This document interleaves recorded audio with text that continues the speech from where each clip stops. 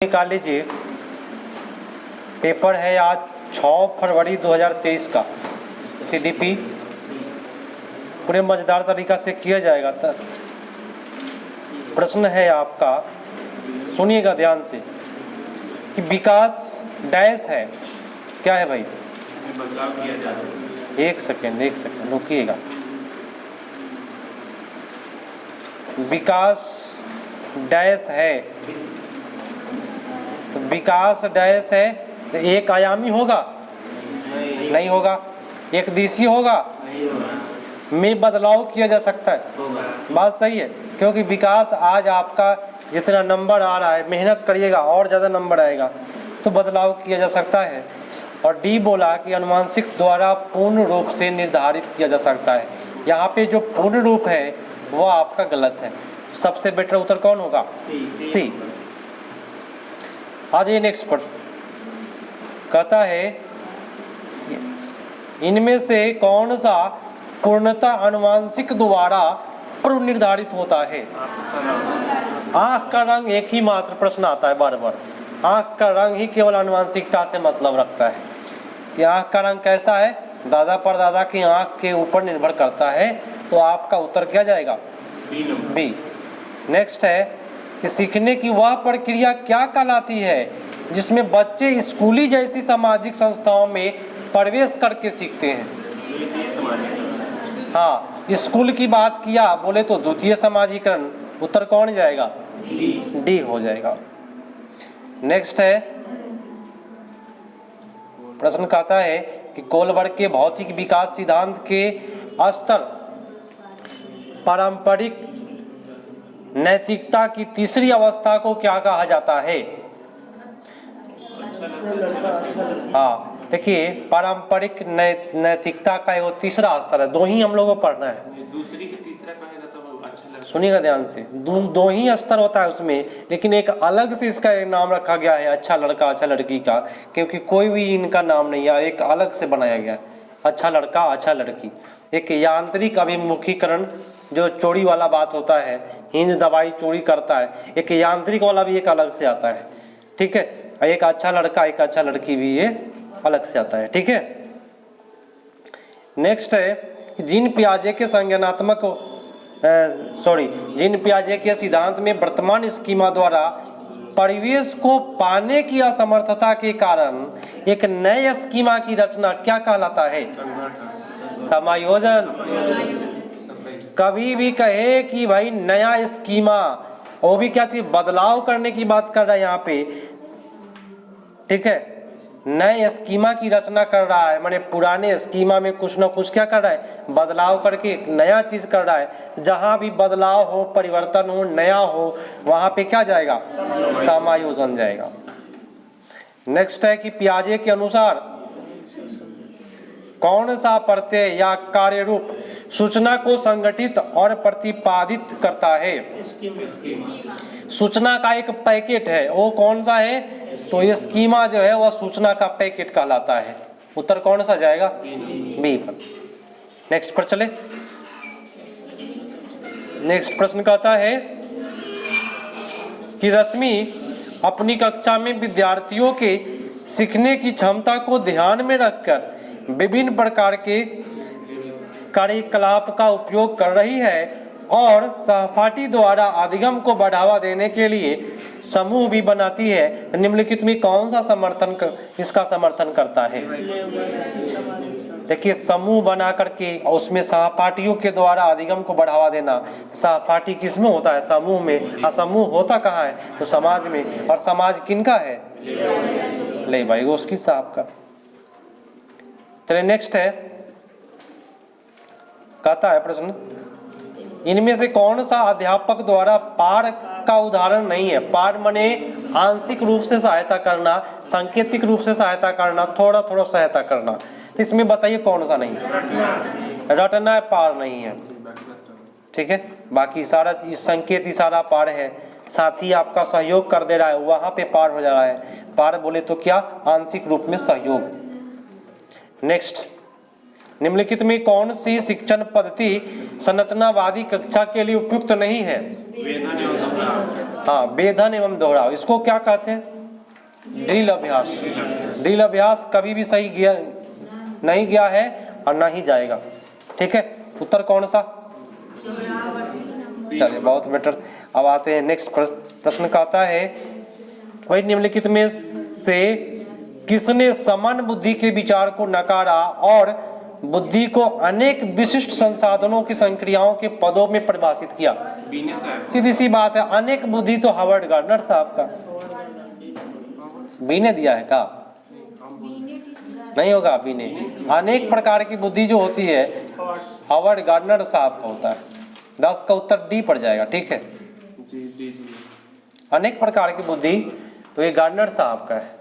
और उसी में कह रहा था कि सामान्य बुद्धि बोला है ना अभी, और विशिष्ट बुद्धि, ये बात किसने दिया? किसी को पता? हाँ, किसने दिया सामान्य बुद्धि का सिद्धांत एवं विशिष्ट बुद्धि का सिद्धांत पूरे क्लास को? किसी को जानकारी? किसी के पास? पूरा गोल हो गया है?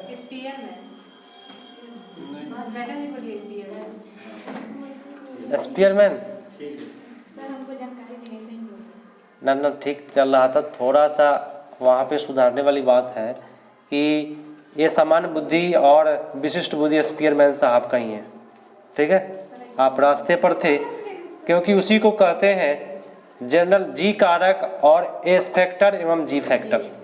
और ये स्किनर साहब का है, नहीं स्पीयरमैन साहब का है। तो ये विशिष्ट बुद्धि सामान्य बुद्धि उनका है और गार्डनर साहब का बहुबुद्धि है। नेक्स्ट प्रश्न। विधि बुद्धि का द्विकारक सिद्धांत भी दिया उन्होंने स्पीयरमैन साहब ने, वही उसी में आता है समान बुद्धि विशिष्ट बुद्धि। हाँ, प्रश्न नेक्स्ट। एक रचनावादी कक्षा में निम्नलिखित में से किस पर महत्व दिया जाना चाहिए? सीधी सी बात है, जहाँ पे रचना की बात करेगा वहाँ संरचना आएगा, लेकिन संरचनात्मक मूल्यांकन होगा या संकल्पनात्मक, दो चीज फंसाने वाला है। थोड़ा सा अगर फास्ट में काम करेंगे तो रंगा जाएगा आपका ओएमआर सीट। कौन मारिएगा? बी वाला, संरचनात्मक मूल्यांकन मारेंगे। हाँ, संरचना वो तो बहुत हिट होता है। हाँ, प्रश्न कहता है कि वाइगोत्स्की के सिद्धांत के अनुसार निजी संवाद माने कोई व्यक्ति है जो खुद से बातें कर रहा है तो उसको क्या कहता है? आत्म केंद्रित भाषण। ठीक है, तो खुद से बातें करना क्या कहलाता है? यह जटिल कार्य को करते समय बच्चे अपने व्यवहार के संचालन में सहायता देते हैं। कोई भी यदि आप जटिल काम कर रहे हैं, सुनिएगा मेरी बात ध्यान से, और खुद से बातें करके कर रहे हैं, तो ये जो आप खुद से बातें करके कोई जटिल काम कर रहे हैं, वो काम आपका आसान हो जाएगा। कुछ ना कुछ आपको सहयोग मिलेगा खुद के द्वारा, खुद के माइंड के द्वारा। जैसे करिए कि हम यहाँ पे बिस्तर लगाएंगे, यहाँ पे तकिया रखेंगे, इसको ऐसे करेंगे, तो कुछ कुछ अगर जटिल काम है तो आपका माइंड अगर बोल रहा है तो वो जटिल काम क्या होता है? आसान हो जाता है। अगर ये इसमें एक वर्ड आता है इनका, खुद से बातें करना, आत्म केंद्रित जाता है ना। और पियाजे का है, वाइगोत्स्की साहब का पूछ रहे हैं ना, तो निजी भाषण कहते हैं इसको। सी नंबर, सी पर जाएगा, जटिल वाली बात। नेक्स्ट है, लड़कियों को गुलाबी कपड़ों और गुड़ियों से जोड़ा जाता है। माने लड़कियां हैं तो तुम गुलाबी पहनो, लड़के हो तुम सफेद पहनो। ठीक है, लड़के को नीले कपड़े का एवं कारों से जोड़ा जाता है, माने तुम कार चलाओ। ठीक है, तो ये किस प्रकार का वर्ड है? कहीं भी भेदभाव की बात, जेंडर रूढ़िवादिता सही जाता है। आपका उत्तर जाएगा डी पर, बहुत बेटर है। नेक्स्ट प्रश्न कहता है कि शिक्षा असफल हो जाती है जब बच्चे से यह अपेक्षा की जाती है कि वह ज्ञान जो प्राप्त ज्ञान को ज्यों का त्यों पुनरुत्पादित कर दे। माने आपको सिखाया जाए कोई चीज़ और ज्यों का त्यों आप सुना देते हैं, मतलब कि आपका जो हम सिखाए हैं वो सारा बेकार है। कहीं ना कहीं त्रुटि हो रहा है, मतलब आप समझ के आए हैं, रटे नहीं है, तो ज्यों का त्यों उतारना भी बेकार है। लेकिन सही कह रहा है। ठीक है, ये बात सही है। अब बोला कारण कि जानकारी पुनः उत्पादन बच्चे के सीखने का अर्थपूर्ण का द्योतक है। तो यहाँ पे लिखा कि जानकारी का पुनः उत्पादन बच्चे के सीखने का अर्थपूर्ण का द्योतक है। तो भाई जानकारी का फिर से उत्पादन करिएगा तो यहाँ पे अर्थपूर्ण कहाँ से होगा? ठीक है, अर्थपूर्ण का द्योतक कब होगा? जब नया जानकारी कोई चीज जानेंगे तो। अब पुराने जानकारी को अर्थपूर्ण नहीं होगा। तो आपका उत्तर कौन सा जाएगा? सी पड़ जाएगा। ए सही है और आर गलत है। और नेक्स्ट प्रश्न आ गया। प्रश्न कहता है कि संरचनावादी कक्षा में अध्यापक छात्रों की भूमिका होती है। क्या भूमिका होती है? अध्यापक और छात्र दोनों क्रियाशील। हाँ, देखिए जहाँ पे संरचनावादी कक्षा है वहाँ पे टीचर भी क्रियाशील, बच्चा भी क्रियाशील, वो आपका कक्षा हो जाएगा संरचनावादी, दोनों क्रियाशील, सी पड़ जाएगा, कोई दिक्कत नहीं। 16 कहता है कूट है, एक कक्षा में अध्यापिका भिन्न जातियों के समूह वाले अधिगमकर्ता के लिए समावेशी वातावरण की रचना कैसे कर सकती है? कैसे करेगा समावेशी? फर्स्ट बोला कि उन भाषाओं और पूर्वाग्रहों का चिंतन करके जो बच्चे के शैक्षिक अनुभव को सीमित करते हैं। यहाँ पे कह रहा है कि उन अवधारणाओं और पूर्वाग्रह पर चिंतित करके जो बच्चे शैक्षिक अनुभव को सीमित करते हैं, माने बच्चा जिसको सीमित कर देते हैं उसके बारे में क्या करना? चिंतन करना। बात समझे? हाँ, चलिए अध्यापक वाली बात पूछ रहा है ना, तो ये सही है। बी कहता है कक्षा में बच्चों के अनुभव की विविधता को सम्मिलित करके, ये भी सही है। टीचर वाला काम है संस्था में समानता की मूल संस्कृति पर बल दे करके, लेकिन यहाँ पे किसी एक संस्कृति पर बल दे रहा है, मूल संस्कृति पर बल। ओ ठीक है, मूल ठीक है, किसी खास संस्कृति पर बल नहीं दे रहा है, मूल संस्कृति जो वहाँ का है उस पर बल दे रहा है। चलिए छात्रों को प्रोत्साहित करके कि वे स्वयं को मानकीय पाठ्यक्रम, एक गया काम से, इसके वजह से मानकीय पाठ्यक्रम गया काम से। तो आपका 3 ऑप्शन सही करना है, तो उत्तर कौन सा जाएगा? 1 2 3। नेक्स्ट है, कहता है प्रश्न कि रमणी की कक्षा में एक दृष्टिबाधित छात्र है। मान लीजिए आप ही हैं टीचर, एक दृष्टिबाधित छात्र है। एक समावेशी कक्षा में इस संदर्भ में उन्हें क्या निर्देशात्मक समायोजन करने चाहिए? कैसा समायोजन करेंगे? विविध प्रकार के दर्शनात्मक प्रस्तुतिकरण, दर्शन वाला, देखने वाला। तो भाई दर्शनात्मक माने क्या होता है? देखना। बच्चा कैसा है? होगा? नहीं होगा, हटाइए इसको। मुद्रित पुस्तकें उपलब्ध करा कर, मैंने छपा हुआ पुस्तक होगा हो उससे, क्योंकि दृष्टि बाधित है। दोनों गलत हो गया। सी बोला कि त्रिविमीय नक्शे चार्ट जैसे कि स्पर्शिक साधनों का प्रदान करके, स्पर्शी माने छू करके, तो इससे बच्चा बेटर करेगा, क्योंकि बच्चा जो है आपका दृष्टि बाधित है। और छोटी छोटी मुद्रा वाली वर्कशीटें आपका गलत हो जाएगा, क्योंकि बच्चा हमारा क्या है? दृष्टि बाधित है वहाँ पे। नेक्स्ट है, रीना की कक्षा में दी गई समस्या को सुलझाने के लिए अलग अलग तकरीबों के बारे में सोचती है। मान लीजिए आप टीचर हैं, अलग अलग चीज के बारे में सोचते हैं, तो निम्नलिखित में से किसका प्रतीक है? अलग अलग चीज माने अपसारी। बहुत बेटर उत्तर जाएगा आपका डी पर।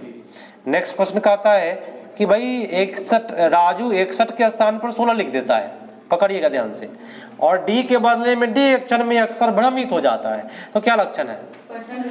कितने लोग लेखन वैकल्य मारते हैं? यहाँ पे कहिए कि लिखने वाली बात हो रही है सर, लेकिन एक बात याद रखिएगा, इतना को इतना लिखता है और इतना में भ्रमित हो जाता है। 2 समस्या आ जाए तो वहाँ पे पठन वैकल्य जाता है, और आज तक इसका कभी भी उत्तर गलत नहीं हुआ है, पठन वैकल्य ही जाता है। कहेगा कि एक बच्चा है वो आज को 100 लिखता है और 21 और 12 में अंतर नहीं कर पाता है, तो वहाँ भी आपका क्या होगा? पठन वैकल्य ही होगा।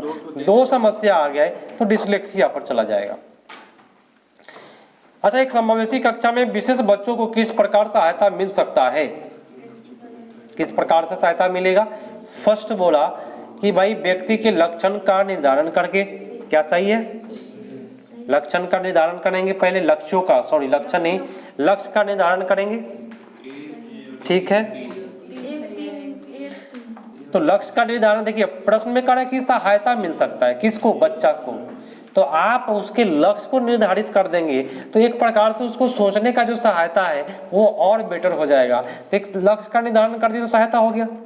दूसरा सहायता, प्रतिस्पर्धा वाला संस्कृति तो सहायता नहीं हुआ, सहयोग देंगे। क्या करेंगे, सहयोग। और मानीकृत मानेंगे, ये तो जहर बात है।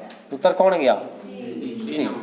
चलिए, एक संरचनावादी परिप्रेक्ष्य में बच्चों को किस प्रकार समझाया जा सकता है। अपने पर्यावरण को समझने की उत्सुकता लिए हाँ, तो फर्स्ट में क्या गलती किया, 8 में इसके लिए 2 में छोटा वयस्क छोटा गया और सी में दूसरी दुष्ट जीव। देखिए ऐसे ऐसे वर्ड का प्रयोग किया है, तो ऐसे ऐसे वर्ड को पहले हटा लीजिए। तो अपने पर्यावरण को समझने की उत्सुकता के लिए उत्तर कौन जाएगा, डी नंबर। चलिए, बहुत अच्छा। नेक्स्ट है, गर्मी बहुत है।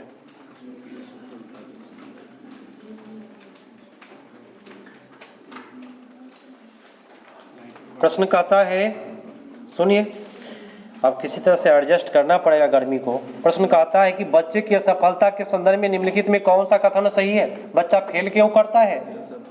बच्चे सफलता का गुणारोपण हमेशा उनके वांशिक अनुवांशिक दोषों का किया जा सकता है, लेकिन अनुवांशिक दोष से नहीं होने वाला है। मैंने मान लीजिए आप फेल कर रहे हैं, कहेंगे ना हमारे माता पिता तेज नहीं था ना, इसीलिए हम फेल करते हैं, ऐसा हो सकता है वो? तो अनुवांशिक को ही बता रहा है दोष। बी बोल रहा है क्या, बच्चे की असफलता का कारण व्यवस्था द्वारा बच्चे की व्यक्तिगत जरूरतों को अनदेखा करना। यहाँ मेरे पास व्यवस्था है और किसी का व्यक्तिगत जरूरत है, उसको हम अनदेखा कर दे, और सीटेट में कभी नहीं निकलेगा। आप ही कुछ पूछे, हम नहीं बताए। होता है कभी कभी आदमी को टाइम नहीं रहता है तो नहीं बताता, लेकिन हमेशा पूछे नहीं बताया जाए तो क्या हो जाएगा, उसको सफलता मिल पाएगा, नहीं मिल पाएगा। व्यवस्था फेल है, बच्चा फेल है तो व्यवस्था फेल है। नेक्स्ट है, और मेरा व्यवस्था फेल नहीं है, पता होगा आपको, है ना। 19 में 17 लोग निकले ऑफलाइन में, तो मेरा व्यवस्था कभी फेल नहीं है। 2 लोग गए हैं तो 2 लोग अपने कारण से गए हैं, कंप्यूटर की समस्या से गए हैं, तो वो लोग अपना समझे। और बच्चा के बारे में कहे तो व्यवस्था फेल, आप लोग को तो बच्चा नहीं है ना। प्रश्न है, आप लोग बच्चा नहीं है, माने आप बच्चा के आप लोग गार्जियन है।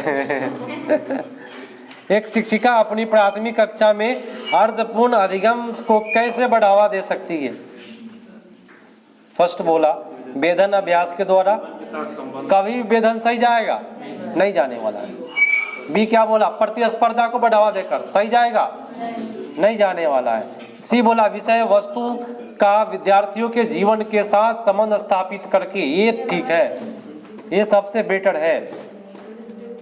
और छोटी छोटी पुरस्कार दे करके, ये आपका क्या है, गलत है। बहुत अच्छा जा रहा है। नेक्स्ट प्रश्न है, अनुपमा अपनी कक्षा में विज्ञान पढ़ाते हुए गणित के संप्रत्यय के साथ संबंध बनाती है, इस प्रकार का शिक्षण शास्त्र क्या कहलाता है। अधिगम के स्थानांतरण और अंतः विषयात्मक अधिगम को बढ़ावा देना। यहाँ पे लिख रहा है अनुपमा अपनी कक्षा में, पकड़िएगा ध्यान से, विज्ञान पढ़ाते हुए गणित के संप्रत्यय के साथ संबंध बनाता है। विज्ञान पढ़ा रहा है, गणित से जोड़ के पढ़ा रहा है, तो इस प्रकार का शिक्षा शास्त्र क्या कहलाता है। तो अधिगम को स्थानांतरण कैसे हुआ, आप समझिए मेरी बात ध्यान से। आप पढ़ा रहे हैं विज्ञान और आप गणित के टॉपिक को लेकर के विज्ञान को समझा रहे हैं, इसको कहते हैं स्थानांतरण। माने गणित के चीज को उठा करके किस में ला रहे हैं, विज्ञान में ला रहे हैं, तो इसको कहते हैं क्या, स्थानांतरण। ठीक है। अतः विषयात्मक अधिगम को बढ़ावा देना, माने वो जो अधिगम हो रहा है ना, गणित से आप पढ़ा रहे हैं तो उसको बढ़ावा आप दे रहे हैं। तो उत्तर कौन सा जाएगा, ए पर। 2 में क्या गलती है, रुकावट। सी में क्या है, रुकावट। और डी में भ्रांति को बढ़ाना। ये सब जहर बात रखा हुआ है, तो ऐसे भी आप लोग छाट करके बना सकते हैं। ठीक है। नेक्स्ट प्रश्न है, और ये प्रश्न कहता है, सुनिएगा ध्यान से, ये जानकारियां किस स्मृति में संगठित होती है। बाइक की सवारी करने की प्रक्रिया। मान लीजिए आप लोग बाइक से बैठ करके, कितने लोग यहाँ पे आए हैं, महिला लोग आए हैं ना बाइक से बैठ करके, ये आपका स्मृति में क्या आज आप बाइक पर बैठ के आए हैं, कल आप भूल जाइएगा बाइक पर बैठना? चाहे मान लीजिए 2 महीना छोड़ दीजिए, क्या बाइक पर बैठना भूल जाइएगा? नहीं भूलिएगा। तो ये कह रहा है कि कौन सी स्मृति में संगठित होती है जानकारी? बाइक सवारी करना, धुले हुए कपड़े को तह करने की प्रक्रिया। आज आप अपने जो लोग शादीशुदा है इसमें, आप अपने हस्बैंड का कपड़ा क्या करते हैं? तह करते हैं। 5 महीना तह नहीं करिए, 6ठा महीने में आपको तह करने नहीं आएगा, आएगा। ठीक है। 7 वर्ष की उम्र में पेड़ पर चढ़ने का अनुभव, बचपन में पेड़ पर चढ़ते थे, अब नहीं चढ़ पाइएगा, एकदम चढ़ पाइएगा। लेकिन अगर ज्यादा भारी हो जाएगा तो पेड़वा टूट जाएगा। तो ये सब चीज किस स्मृति में जाके बैठता है? दीर्घ स्मृति में, कभी नहीं भूलने वाला। तो आपका उत्तर कौन जाएगा? बी पर। है? अभी जामुन का है, जाइए जामुन पर चढ़िए, जामुन के पेड़ पर। कमजोर होता है, ले गिर जाएगा। प्रश्न कहता है, सुनिए, कल घर जाते जाते हमको जामुन मिला। हमको तब पता चला कि भाई जामुन का सीजन चल रहा है, इतना पढ़ाई में आदमी बिजी है। हमारे घर में परसों है तो हमको पता चला। जामुन का सीजन ना? याद ही नहीं था कि इसी समय मिलता है। हाँ, ये पढ़ाई का आदमी पढ़ाई में लगा हुआ होता है। चलिए, ये ना हो गया, वक्त बदल दिया, जज्बात बदल दी। ये कौन था? वकार कुछ करके है ना? कौन चीज कौन सीजन में मिला याद नहीं। प्रश्न है, सुनिए, निम्नलिखित कथनों में कौन सा कथन बच्चे की त्रुटि को समझने के लिए सही नहीं है? बच्चा के त्रुटि के लिए कौन सा सही नहीं है? ए नंबर। यह कक्षा में छात्रों के ग्रेड और पदों को निर्धारित करने में मदद करता है। कभी भी ऐसे ऐसे वर्ड को नहीं मारिए जिसमें ग्रेड लगा हो, ठीक है? नेगेटिव जाता है। अब अभी कह रहा है कि निर्धारित करो, तो भाई नेगेटिव तो मार लीजिए, इसको कोई दिक्कत नहीं। अब आ जाइए नेक्स्ट पर। प्रश्न पूछ रहा है, और एक बीपीएससी का सेट में प्रश्न हम जब मार रहे थे उसमें दिया हुआ था कि शादी ब्याह में गाया जाने वाला सबसे ज्यादा गाना किसका गाया जाता है?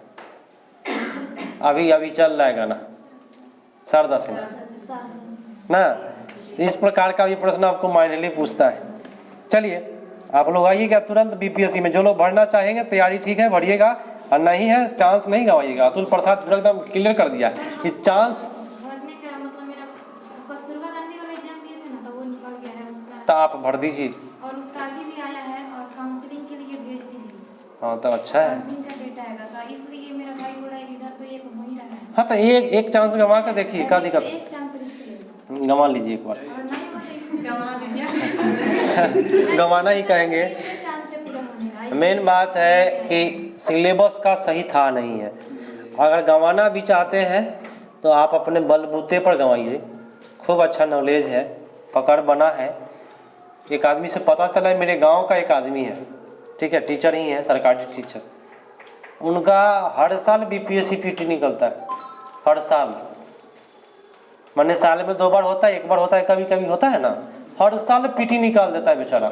उन्होंने कहा एक मेरे यहाँ के लड़का को कि घबराना नहीं, क्वेश्चन समझने वाला देता है, रटना नहीं। समझने वाला प्रश्न वहाँ पे डालता है, तो रटिएगा तो दिक्कत होगा।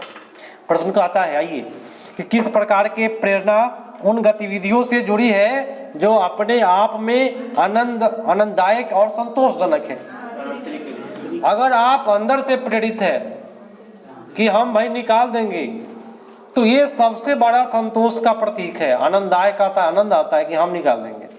और एक और बात सुन लीजिए, जब सीटेट में जब डाले थे, अब तो भाई नौकरी उकरी लग गई है, जब डाले थे, जब बैठे थे, और जब कॉपी मिला, जब बनाए ना, बहुत मजा आ रहा था यार। ये तो सब झलक रहा है, आंसर एकदम, प्रश्न पढ़े आंसर झलक रहा है कि यही आंसर होगा। ऐसा होता है, आपको आनंद आ जाएगा बनाने में। तो सबसे पहले आप बाहर निकलिए, एकदम खुशी से निकलिएगा, आपका हो जाएगा।